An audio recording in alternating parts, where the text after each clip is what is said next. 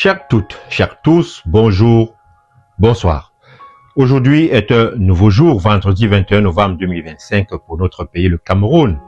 Je suis Jimmy Yap, professeur des universités et président du mouvement pour la libération et le développement du Cameroun, parti politique créé en 1998, un parti porteur d'un projet d'un État développementaliste communautaire pour le Cameroun, fondé sur la justice sociale, la souveraineté économique, politique et culturelle et surtout la dignité humaine.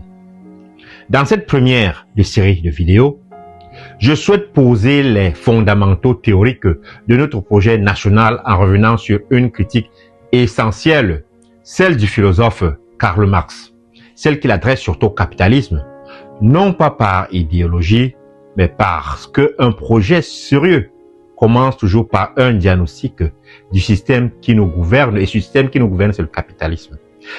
Karl Marx identifie d'abord l'un des nœuds fondamentaux du capitalisme, sa capacité à produire et à reproduire l'inégalité. Et dans son livre Le Capital, livre 1, chapitre 25, il écrit dans une phrase de vérité brutale, je le cite, « L'accumulation de richesses à un pôle est en même temps l'accumulation de misère à l'autre. » Fin de citation. C'est exactement ce que nous voyons au Cameroun. Une minorité concentre les richesses, la majorité lutte pour survivre. Ce n'est pas un accident historique, c'est un mécanisme, un système mis en place par les humains pour leur intérêt privé.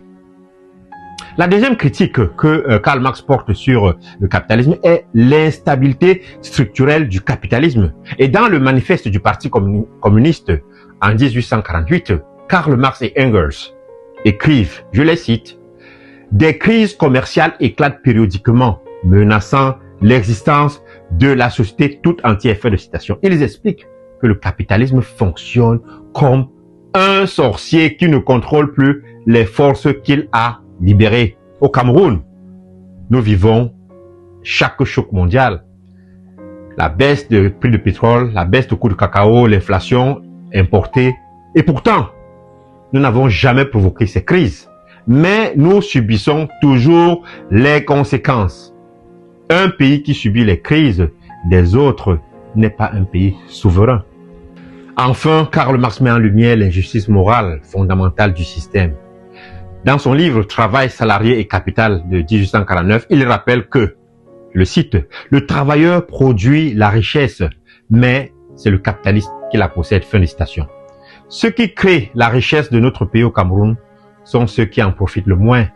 Je veux citer les agriculteurs, les enseignants, les fermiers, les infirmières, les mototaxis, les petits commerçants, les jeunes diplômés abandonnés qui font dans l'informel et qui sont presque au chômage. Aucune nation ne peut se développer durablement en sacrifiant ses propres producteurs. C'est à partir de ce diagnostic lucide, rigoureux et universel que nous affirmons que la nécessité de la construction d'un État développementaliste communautaire est plus que jamais utile pour le Cameroun. Un État qui protège, qui n'abandonne pas, un État qui planifie au lieu de subir, un État qui s'industrialise au lieu d'importer, un État qui produit au lieu de consommer, un État qui redistribue équitablement les richesses au lieu de concentrer les privilèges.